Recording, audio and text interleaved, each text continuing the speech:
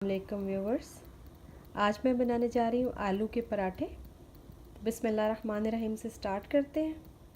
जो इंग्रेडिएंट्स मुझे चाहिए उसमें है आलू यानी कि पोटैटोस। ये मैंने 5 पोटैटोस थे, नॉर्मल साइज़ के आलू थे।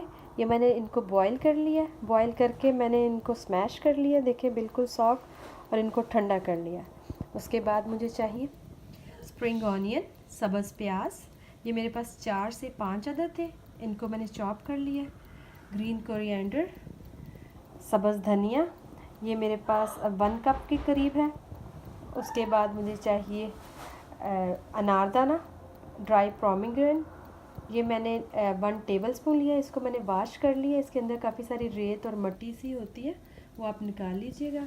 उसके बाद यहाँ पे मैंने 5 से 6 सब्ज़ मिर्चें, green chillies, half onion and half अदरक का जिंजर का छोटा सा टुकड़ा, उसको मैंने चॉप कर लिया है। अदरक, प्याज और सब्ज़ मिर्चों को ये मैंने चॉप कर लिया है। उसके बाद मुझे चाहिए रेड चिली पाउडर, ये मैं ले रही हूँ हाफ़ टी स्पून। यहाँ पे ये क्रश चिलीज़ है, ये मैं ले रही हूँ 1/4 टी स्पून। यहाँ पे मेरे पास अजवाइन है, ये मैं ले रही हूँ 1 teaspoon. Garam masala half teaspoon. Salt to taste. Of course मुझे चाहिएगा इसके लिए डो यानी कि आटा, रोटियां बनाने का आटा, जैसा भी आप घर में गूंथते हैं वो। और मुझे चाहिए देसी घी। तब चलते हैं इसके मेथड की तरफ। जी तो व्यूअर, आलू अच्छे से ठंडे हो गए हैं। तब मैं इसमें ये स्प्रिंग ओनियन और सब्ज़ धनिया ये डाल रही हूँ। ये जितना ज़्यादा ग्रीनरी डाल के अगर आप आलू की ये हम इनको पीठी कहते हैं, आलू के ये जो बनाएंगे मेज़ा पीठी, तो उतना ही मज़े की बनेगी। अनारदाना और सब्ज़ मिर्च, प्याज और अदरक जो मैंने चॉप किया था वो डाल रही हूँ। उसके बाद आप अपने टेस्ट के हिसाब से सॉल्ट डालिएगा, अजवाइन, गरम मसाला, रेड चिली पाउडर। अगर आप सारी ग्रीन डालना चाहते हैं, आप रेड चिलीज़ को स्किप भी कर सकते हैं पाउडर को। और अगर सारी मिक्स करके डालेंगे तो इसका अच्छा टेस्ट आएगा। आप हाथों की मदद से इसको अच्छे से मिक्स कर लेते हैं। जी तो व्यूअर, इनको अच्छे से मिक्स कर लिया है, ये तैयार है। अब हम आ जाते हैं इसके पेड़े की तरफ। तो मैंने यहाँ पे थोड़े पेड़े बना के रख लिए, लेकिन आपको दिखाने के लिए मैं एक पेड़ा आपके सामने बनाऊँगी। छोटे छोटे बाउल बनाने हैं इनके, मैं आपको दिखाती हूँ कैसे बनाने हैं।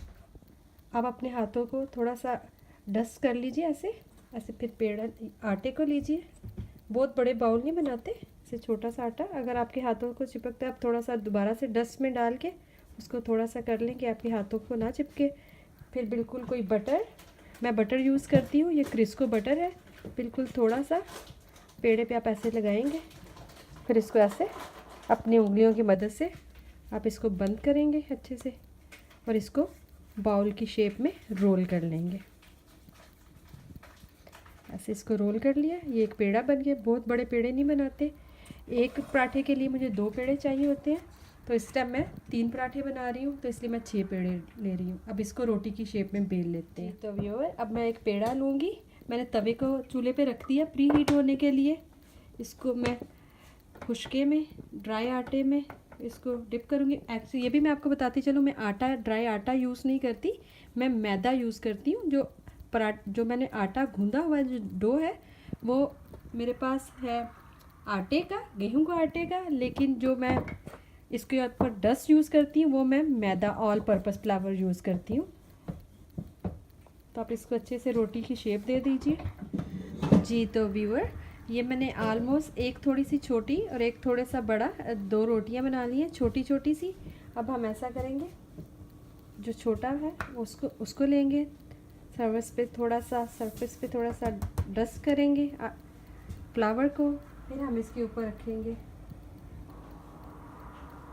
आलू। आप जितना आलू डालना चाहते हैं आप अपने हिसाब से डालिएगा, थोड़ा भर के ही डालें तो ज़्यादा मज़े की बनती है। फिर आप इसको ऐसे करके, वैसे तो मैं आपको बताने के लिए काउंटर पे रख रही हूँ, वैसे मैं इसको यूजुअली हाथ में पकड़कर ऐसे करती हूँ। इसको आराम से दबा के आप इसके किनारे बंद कर लीजिए, हथेलियों से आप इसको दबा लें, और फिर आप इसको अगर आप यूज़ टू नहीं हैं तो आप काउंटर पे पड़े पड़े को ही आराम से प्रेस करके जो एक्स्ट्रा गिरा आप इसको हटा लीजिए, कि जब आप इसको रोटी की शेप में बेलें तो साथ ना चिपके। अब हम इसको बेलन की मदद से रोल कर लेते हैं। लाइट हैंड से आप इसको कीजिएगा, बहुत ज़्यादा हार्ड नहीं करना जी। तो ये रोटी की शेप कर ली है आपने इसको। आप आराम से इसको उठा के तवे पे डाल दें। तवा प्री हीट है, ठंडे तवे पर मत डालिएगा जी। तो व्यूअर, जैसे ही आपको लगे कि रोटी थोड़ी थोड़ी सी पक गई है तो आप चिमटे की मदद से या हाथ की मदद से उसकी साइड चेंज कर लीजिए जी। तो व्यूअर, 1 मिनट इसको दूसरी साइड से पकने के बाद आप इसके ऊपर बटर, घी या मक्खन जो भी आप लगाना चाहें। वैसे ये पराठे देसी घी से ही ज़्यादा अच्छे बनते हैं। बहुत केयरफुली आप इसको उल्टा के इस साइड चेंज कर लीजिए। आप इसको थोड़ा थोड़ा घुमा के इसको हम गोल्डन कर लेते हैं। फिर थोड़ी देर को चिमटे की मदद से इसको घुमाते रहिए जी। तो व्यूअर, ये देखिए एक तरफ से ये गोल्डन हो गई है, तब हम इसको इस तरफ से साइड चेंज कर लेंगे। देखिए, अब हम दूसरी तरफ से भी इसको ऐसे ही थोड़ी देर के लिए पका लेंगे जी। तो व्यूअर देखिए, दूसरी तरफ से भी ये अच्छे से पक गई है।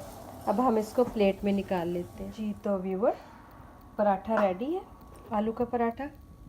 अगर आप चाहते हैं कि इसका बहुत क्रिस्पी सा रिज़ल्ट आए तो जैसे ही पराठा पक जाता है इसको चिमटे की मदद से आराम से ऐसे करके खोलिए और थोड़ी देर के लिए छोड़ दीजिए, लाइक हाफ मिनट के लिए। फिर आप इसको बंद करके खाएंगे तो ये बहुत क्रिस्पी आपको फ़ील होगा। अगर आपको मेरी आज की रेसिपी पसंद आई हो तो प्लीज़ लाइक करें एंड सब्सक्राइब करें। दुआओं में याद रखिएगा। अल्लाह हाफिज़।